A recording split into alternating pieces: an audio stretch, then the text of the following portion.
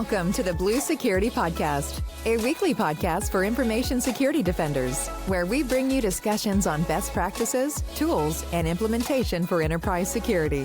Now, here are your hosts for today's show, Andy Jha and Adam Brewer.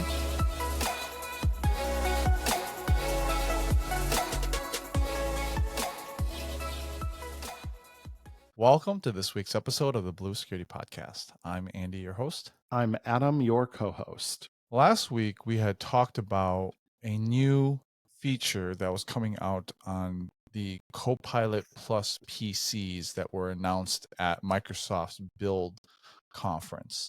This feature was called Recall, and there were some security concerns by some of the researchers and a lot of the talk from the press, as well as some Twitter banter back and forth.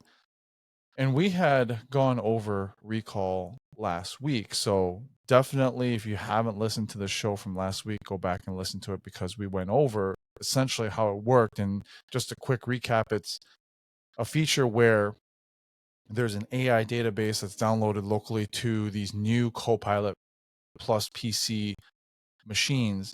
And when you enable the feature, it starts screenshotting everything that you're doing on the PC every few seconds, where it can be then cataloged and looked up at another point in time. So if you're messaging someone, or you downloaded and working on a document, or you went to a website, like, you can just go to Recall and it'll go to this database, and you can type in, what was I working on yesterday, or what websites did I go to, so on and so forth.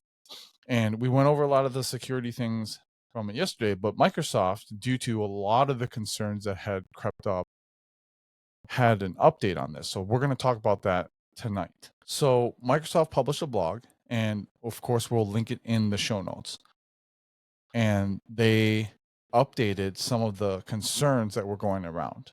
And some of these things weren't initially published. So this is some new stuff that came out, which clarifies how Recall is getting secured. So first, as of last week, when it first came out, it was actually a little bit difficult to determine how Recall was enabled. It was part of the out-of-box experience, but as I mentioned actually last week, that sometimes when you're clicking through that stuff, you can inadvertently enable things automatically when you don't know it, like it's just default on, and then you just hit next and then it's enabled. Well, clarified in this blog is they're going to give you a chance in the out-of-box experience to proactively enable Recall. It will be turned off by default, which I think is a good thing. I think this is the right move, and it won't cause any confusion for anyone who is accidentally just nexting through all these initial out-of-box experience and setting up their PC, and they just accidentally turn it on, which I don't think is something you want to do. I think it's something that should be turned off by default. If you hear about it and you're interested, you go and find it and you turn it on. The second thing that was updated is Windows Hello enrollment is going to be required to enable Recall. And proof of presence is also required to view the timeline and search in Recall. So you're going to have to authenticate and make sure that the physical person is there through biometrics in order to view anything that is in the database of your Recall. And then finally, the newest thing that was clarified is they're adding additional layers of protection, including just-in-time decryption protected by Windows Hello Enhanced Sign-In Security. And the snapshots will only be decrypted and accessible when the user authenticates. And the search index database will be encrypted. This is also new. I think there were some security researchers who may have hacked their way into this and found that the database was in clear text. And I say hacked because these new Copilot Plus PCs haven't been released yet, and it's only officially supported on these new PCs. Now, I'm sure they were able to test it and run it in some sandbox environment, or maybe hack their current Windows 11 machines in order to try to run this in some preview version of Windows. But that is exactly it. It's not really supported on current hardware. It's only really designed to be supported on these new Copilot Plus PCs, which have additional security, which we will talk about. We talked about it last week, but we'll talk about it again at the end of the show in some of the reiterations of the security features. I'll take a breath there. Adam, I know you have a lot to talk about here before we dive into the Windows Hello Enhanced Sign-In Security, which was actually kind of a newer concept to me. So I did a deeper dive in it, so I wanted to talk about it. But I'll give you a chance to kind of give your thoughts on the new concerns here that we have. I had been posting on Twitter where I received some feedback from actually a former customer of mine.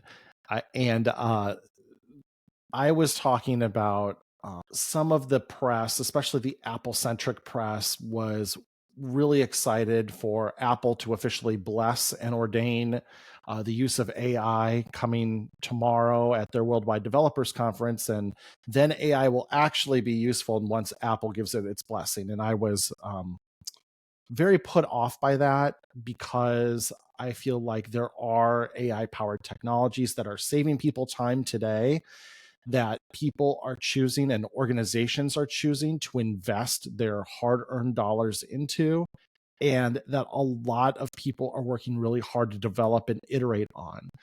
And I just didn't appreciate that framing that essentially everything has been garbage that's shipped today. And I feel like that comes from a Google-centric view of the universe where, let's be honest, a lot of Google's AI efforts to date have been a dumpster fire. And on that note, I should probably take a step back and mention that, as we often do on this show, whenever we talk about our employer, Andy and I do work for Microsoft. However, this show is a show we do on our own time with our own resources. And Microsoft doesn't have editorial control over the show or anything else. Obviously, we want to stay within good standing with our employer and say and view it in a positive light. But just want to clarify that we do work for Microsoft, and that may color our perceptions, of course, because of who signs our paychecks. And we want our listeners to be fully aware of that. So, long-winded route to get to my point.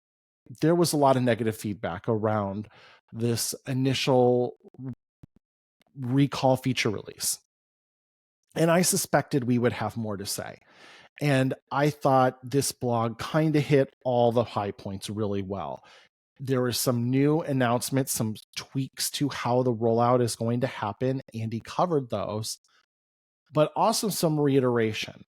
And Andy really went and started to unpack that.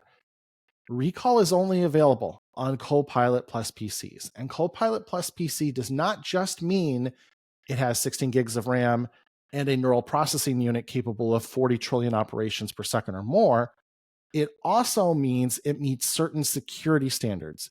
It has the Microsoft Pluton processor incorporated in its system on a chip. It has Windows Hello Enhanced Sign-On security. It is a secured core PC. All of those things also are part of the Copilot Plus PC spec. So we are not saying security researchers did anything wrong. They did what they needed to do to get access to the bits to start testing this. And they did discover some things where there was room for improvement, I think is fair to say. I think it's also fair to say that Copilot Plus PCs have not shipped until June 18, and this feature will only be available on them with this entire suite of additional security protections in place. I think that is very critical to note. The other thing that's critical to note is, at least initially, all Copilot Plus PCs are based on ARM architecture. They're not x86 or x64 architecture. They're only ARM architecture. And that's a version of Windows that I would say both attackers as well as IT shops have less experience with. And so I think there will be some room to grow in all of those areas over time. So the best step here is kind of to take that step back, to take that deep breath and see how this unfolds. I will call out for that out-of-box experience change. When we were on the show last week, we said very clearly, This is an opt-in technology because that's what Microsoft said on stage when this was initially announced.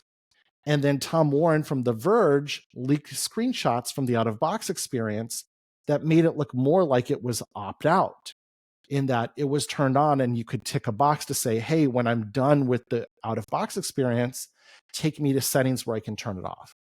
That has changed, to be clear. And the current view of it now, Andy highlighted it really well, you cannot just do next, because the screen about recall does not have a next button on it. It actually has two buttons that are very clearly labeled, and they're effectively, and I'm paraphrasing, yes or no. Yes, I want to turn on recall. No, I do not want to turn on recall. So I would say, unless you specifically say, yes, I want to turn on recall, it will not be turned on. But you get the choice in the out-of-box experience, and you get the choice of yes or no. And it doesn't default to either one. There is no default where if I just click, it's going to keep going. I have to intentionally stop, read the options, and choose one. I think that's fantastic. Probably the way it should have been all along, but that's the way it will ship from day one. And so that's the right approach. Everything else, the Windows Hello as a requirement, that actually was already a thing. It just didn't get really well publicized, so we're reiterating it. But when you go to open recall, like in the GUI experience for end users, it will stop and prompt you to recomplete Windows Hello authentication. So here's an example. Let's say you bought a Surface Laptop Copilot Plus PC, and you had unlocked Windows and you're at a coffee shop or at Starbucks or something, and you step away for a second and leave your laptop unlocked, which you shouldn't do, but whatever, let's just say it happened. If somebody walks up to your PC and clicks the recall button, it's going to again pop up and say, okay, let me scan your face and complete Windows Hello before we proceed. So there's that second step of authentication before the graphical user interface loads and you can actually interact with recall. I think that's a positive change as well. So even if you leave your PC unlocked, there's second stage authentication to access the application.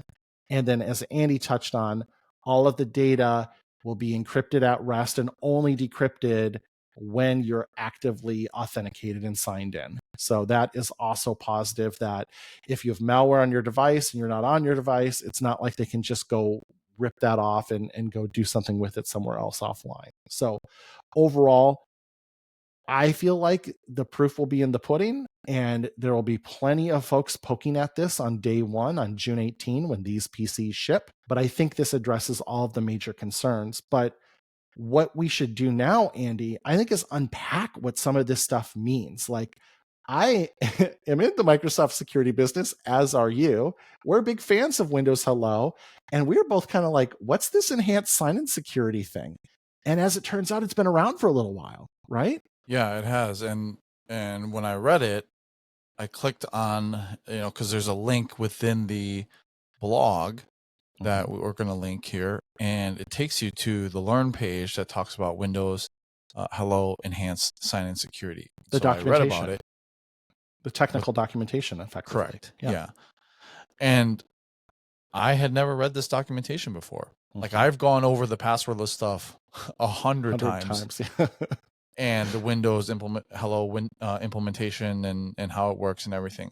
But I had never seen this enhanced sign-in security, so I wanted to learn a little bit more about it. So let's talk about it as far as what we learned, so that our listeners can learn about it.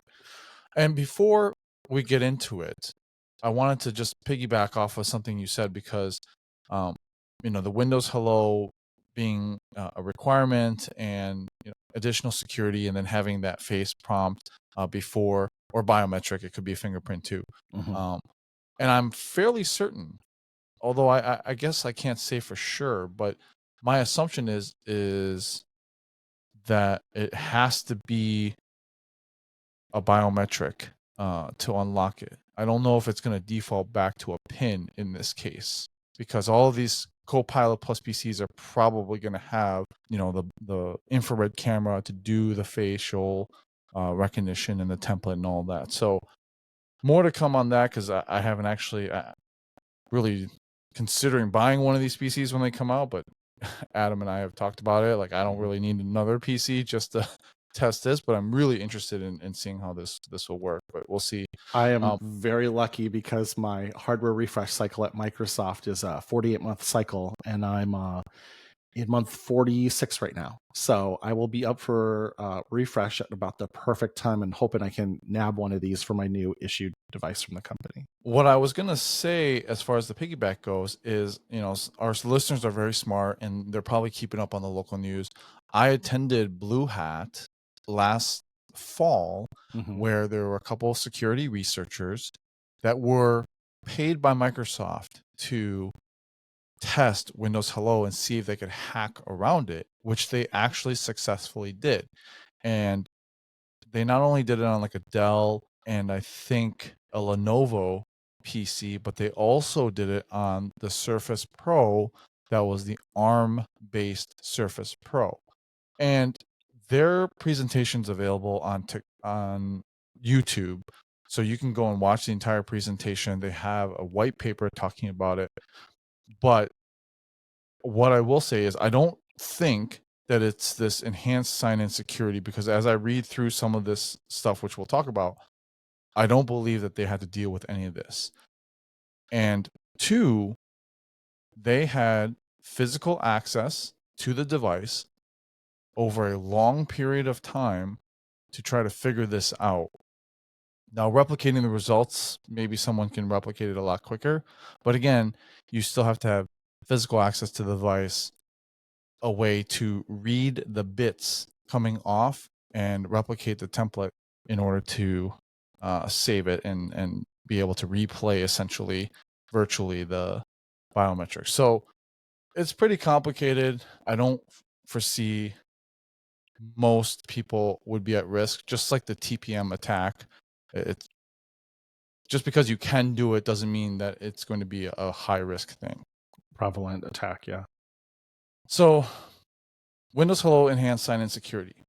It provides an additional level of security to biometric data by leveraging specific specialized hardware and software components such as virtualization-based security and TPM 2.0 in order to isolate and protect user authentication data and secure the channel by which that data is communicated on. For facial recognition data, when enhanced sign-in security is enabled, the face algorithm is protected by virtualization-based security to isolate it from the rest of Windows. The hypervisor is used to specify and protect memory regions so that they can only be accessed by processes running in VBS. And the hypervisor allows the face camera to write to these memory regions, providing an isolated pathway to deliver face data from the camera to the face matching algorithm. Face templates are generated in VBS by the protected face algorithm. When not in use, the face template data is encrypted using keys generated and only accessible to the virtualization-based security and then stored on disk. So pretty cool stuff. As I said before, the security researchers, I don't think they had to deal with this because this is all in a virtualization-based, completely segmented from the operating system. For the fingerprint enhanced sign-in security, it's only supported on fingerprint sensors with match-on sensor capabilities. This type of sensor includes a microprocessor and memory, which can be used to isolate fingerprint matching and template storage using the hardware. Sensors that support enhanced sign-in security have a certificate embedded during manufacturing. This certificate can be validated by Windows biometric components running in VBS and is used to establish a secure session with the sensor. The sensor and the biometric components of Windows use this session to communicate enrollment operations and match results securely. So again, pretty cool stuff here. We'll talk about how to get it in a minute, but the fact that there is a certificate embedded, it's again running in this virtualization-based security, all much better than I think just the basic Windows Hello stuff. Credential operation. So the Windows biometric component running in the virtualization-based security establishes a secure channel to the TPM using information shared by VBS during TPM, by the TPM during boot. When a matching operation is successful, the biometric component in VBS uses this channel to authorize the usage of Windows Hello keys for authenticating the user with their identity provider applications and services.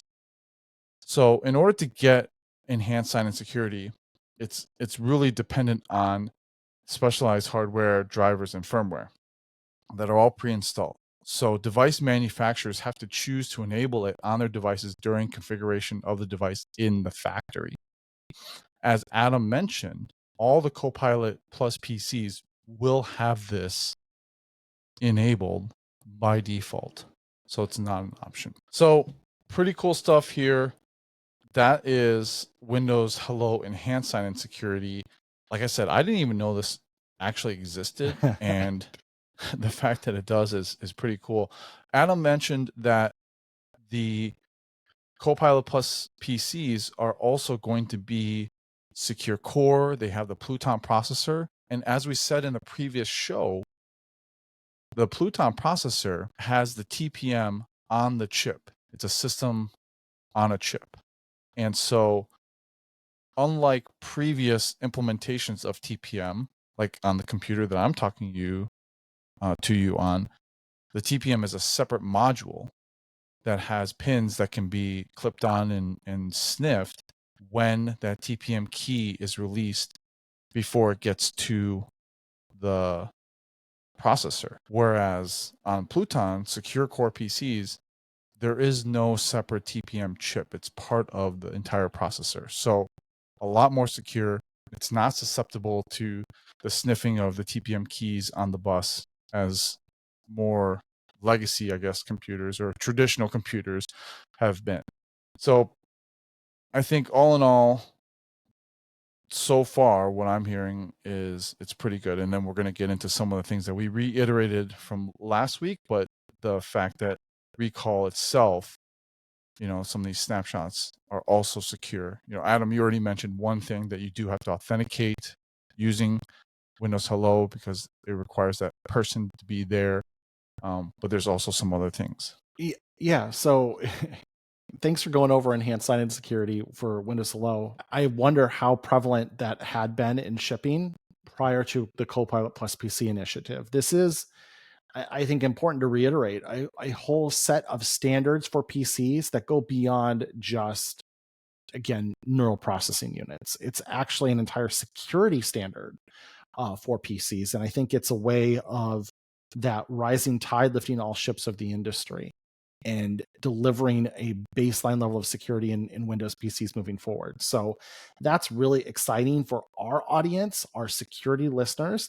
Maybe you're not jazzed about Recall. Maybe you already have planned or have already deployed the settings to disable that enterprise-wide in your environment.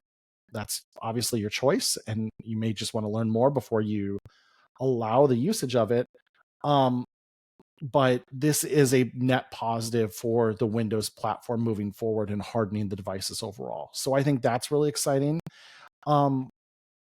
Just one tangent I want to go on for a second, and I kind of referenced this briefly, but I want to touch on it a little more, again, thinking about our listeners. As of today, and this could change in the future, but as of today, Windows on ARM is not made available through ISOs or disk images or anything else.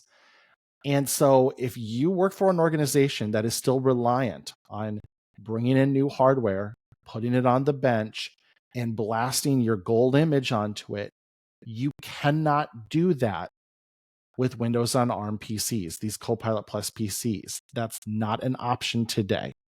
That might be in the future. If I were a betting man, I wouldn't hold my breath on it.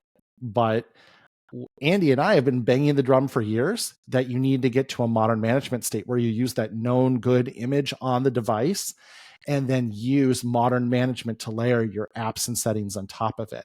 With Windows on ARM, that is the only way you can manage it. So I point that out because before anybody runs and jumps off a cliff about this entering enterprise IT, I think a lot of enterprise IT shops are not going to be capable of managing Windows on ARM devices because their management practices aren't up to speed for them. And this is that thing that Andy and I have been warning about on this show for years, is a day will come when you will have to do this. And right now, these are going to be, I think, initially kind of low volume enthusiast devices. However, your executives may really want them. They may have a buddy who shows them the feature and they say, I want that.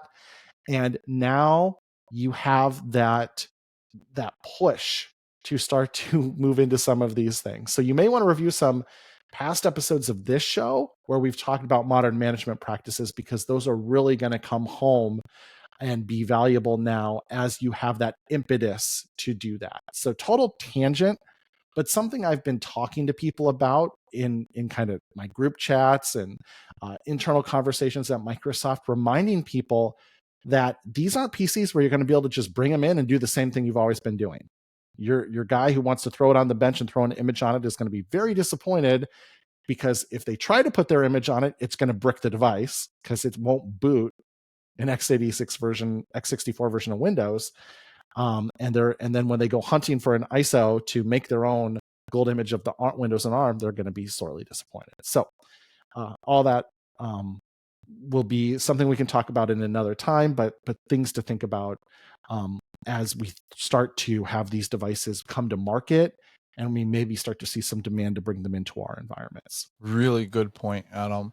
And thanks for bringing that up. I was just thinking as you were talking, the first time I joined Microsoft in 2018, I was issued a Surface Book, and it was having issues like blue screening, and it came with a Microsoft IT image on it. There was a domain joined machine. It was an image machine. And at the time, Surfaces, ironically, had a hard time with the image that was coming from Microsoft IT. So I had talked about it with some of my peers, and they're like, yeah, you should just reset it and Azure AD join it. And I was like, what's that? What is that? They're like, just sign in with your Microsoft creds from the start screen, and it will join it to, Azure. And I was like, I had never heard of that. So that's 2018.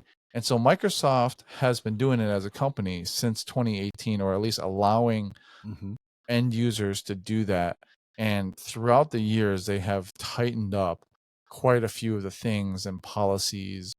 But I remember back in those days, it was a little bit of the wild, wild west, where you could pretty much do whatever you want. There were definitely security controls, like we still had email security, obviously, and endpoint security and all of that. But it was a little bit less. You didn't get the configuration manager agent initially when we did it back in the day. Yes. That was the big motivator. Yes. And so, but now you do the co-management and everything. Co-management fixed definitely that. Pushing out that SCCM agent. That. Yeah. But anyways, I just was reminiscing. I mean, that's been almost 6 years now since that happened, and we're still talking about it. And there's definitely, I mean, I talked to a customer a couple of weeks ago where they were having issues imaging something, and it was causing issues with the machine. And I said, well, why are you still doing images? I mean, like, that seems so seems archaic. So, and I realize most orgs still are. I mean, my estimation is at least 90%. Yeah. And even if they are doing a little bit of autopilot is like this one use case over here. Yeah. It's not our overall employee base. So, and you don't, to be clear, you don't have to do autopilot to do this. It's just, if you're doing autopilot, then you are ready. Yes. Because your autopilot is, by its nature, you're layering everything on an unknown good image. Cloud autopilot, not hybrid. Oh gosh. Hybrid join autopilot. I guess you could probably, I mean, there's nothing preventing you from joining these to a domain, a local domain. Correct. Windows and ARM still supports domain join. Yeah. So you could still hybrid join them, enter a hybrid join, hybrid enter join, whatever it's called. So there's nothing wrong with that. I was just thinking through it, but it's with autopilot it's a nightmare, but right. Yeah. Okay, so let's talk about these snapshots here. We did talk about this last week, but I'll reiterate it. The snapshots are local to the device. They're stored locally. Nothing happens in the cloud. So when you enable recall, like we said last week, there's a database, an AI database that gets downloaded, and that's what is used to, take a look at your data and train it and all of that. So those snapshots are never shared with Microsoft, and they never go to the cloud. You can't share them with other people or other companies or applications or other users if they're even signed into the same device. And you'll always know when recall is working. There's an icon that is showing you when it's on, and you can pause it at any time. You can also have a filter list of different URLs that you enter in, or different applications, and say, I don't want recall to run at this time when I'm on this site or on this application. And for enterprises, you can absolutely manage this. So you can provide the control to disable the ability to save the snapshots. But what you can't do as an IT administrator is enable snapshot saving on your user's behalf. The choice of enabling snapshot is always on the user. So it's essentially you allow them to turn it on, or you can just force it to be off. That last part I love. And I will say, and if you followed Microsoft and you followed enterprise IT, that's somewhat unusual, where traditionally it's always been, I can force my user to do anything. They're my user. It's my hardware. I can make them do whatever I want. If I want to surveil them, let me do it. And there's been little bits and pieces over time where we at Microsoft have done things and said, no, you cannot do that. That is too invasive of privacy. And basically, we don't want to be involved in that. We're not going to allow our software to be used in that way. So I think of Microsoft Intune. And this is before Apple and Google put in their own restrictions. It used to be that if a user enrolled a personally owned device in Intune, then Intune would automatically disable the ability to pull an app inventory for that device. And the thought process is the apps a person is using on their mobile phone can be intensely personal, because you could discover things like hidden disabilities, hidden health conditions you didn't know about, just by the applications they have installed. If somebody has a blood sugar tracking app, like for a Dexcom device that they use to track their blood sugar, well, now you know they're diabetic and maybe they haven't shared that with the organization. If they have a pregnancy tracker app, now you know they're pregnant and maybe they haven't shared that with the organization. So we made the decision, we're not going to allow Intune to be used in that way, even though at the point in time, Apple's MDM APIs still allowed you to pull that information. We just wouldn't enable that in our software. Now, Apple did come in later and then really cut down on what enterprises they could do for devices that weren't enrolled through automated device enrollment. And obviously very positive. So this is kind of that same thing of, we are not going to allow recall to be used for enterprises to do mass surveillance on their users. That's not what this is for. And we're not going to be a party in that. You can, like Andy said, disable it org-wide. We don't want this in our org. Cool. You don't have to use it. If you want to allow your users to use it, then you can clear that setting and your users can choose to opt in at their choice. You cannot push that globally and say, we are turning it on for everyone. And I love that. And I think that's part of the positive change we've been seeing in enterprise IT mindset over time. And I guarantee you, Andy, you and I will both get somebody who will complain about that and say, I need to have the ability to turn this on for everyone. But overall, I think enterprise IT has done a better job of trying to strike that balance between, yes, this is the organization's device. Yes, you are conducting company business. Yes, there is no assumption of privacy when you're using our stuff. Yes, we are monitoring your communications. However, there are bounds to that. There's a difference between monitoring every email you send and then monitoring everything on your screen all of the time. And that is not what recall is intended for. So I'm really excited about that very last thing you said. But all really good things in terms of making users aware of when it's running if you want to briefly pause it, if you want to exclude things from it, that's all really straightforward to set up and configure. It's really interesting because we spent now 2 weeks talking about this feature, and I was talking to my wife about this and the heartache that it was causing a lot of the security researchers. And when I explained to her what recall was, her initial reaction was, why would anyone want to use this? Like, what's the purpose of it? And it was a really interesting reaction, especially from her. She's not a tech person. She's not in tech. She doesn't use computers. I mean, she uses computers as part of her work, but only because she has to. I think to like my work day and the number of messages that I get and documents and PowerPoint, there's slides, there's slideshows and meetings that I'm in and all the things that I'm doing. And for me, it can get a little overwhelming sometimes because I'll just forget things, or I'll try to save things, like send a message to myself or bookmark it in Teams and come back to it later.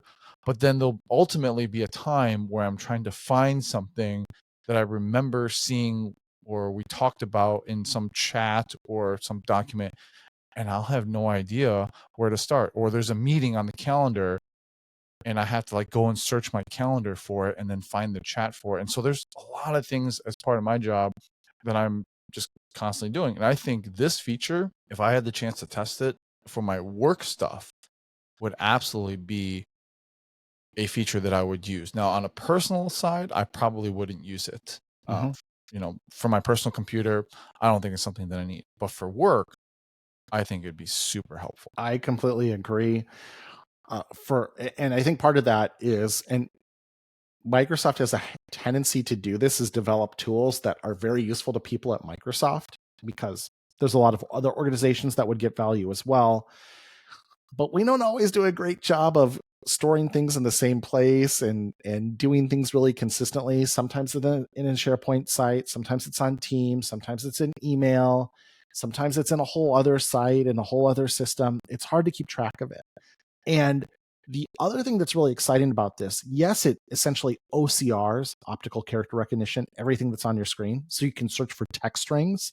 But again, this is small language models. These are AI models where you can describe things in natural language and it can find them too. So you can say, maybe you were shopping for something. Hey, what were those red rain boots I was going to buy the other day, last week? And it can do that natural language image searching too and find content that looks like what you've described. So not just I have to know the textual strings that were on that web page, but I can describe visually what I saw. Or maybe there was a slide that had a picture of a ninja cat, and I can go find that slide because I remember that this person showed it to me, and now I can't remember where it was or when I saw it. Those are the kind of things that are super valuable. And they were talking about this on Windows Weekly this past week. And Paul Thurrott had the opposite experience with you, Andy. He's one of the co-hosts of that show. He spoke to his wife, who is similarly kind of we jokingly call a muggle, non-technical people. And she thought it sounded amazing. And like, I want that yesterday. And so I think you'll have a disparity of opinion for people who may have more or less value from it, depending on their personal use cases as well as their professional use cases. But not everyone's going to be hung up about the security implications of it. And it's certainly our job to help advise on what are some of the considerations you should be thinking about if you choose to use this. But the other thing that's interesting that you called out, Andy, is now it's our second week of doing a show about this. We're 40 minutes in on this show. And this is a feature that's going to ship only on a new class of PCs that haven't hit the market yet.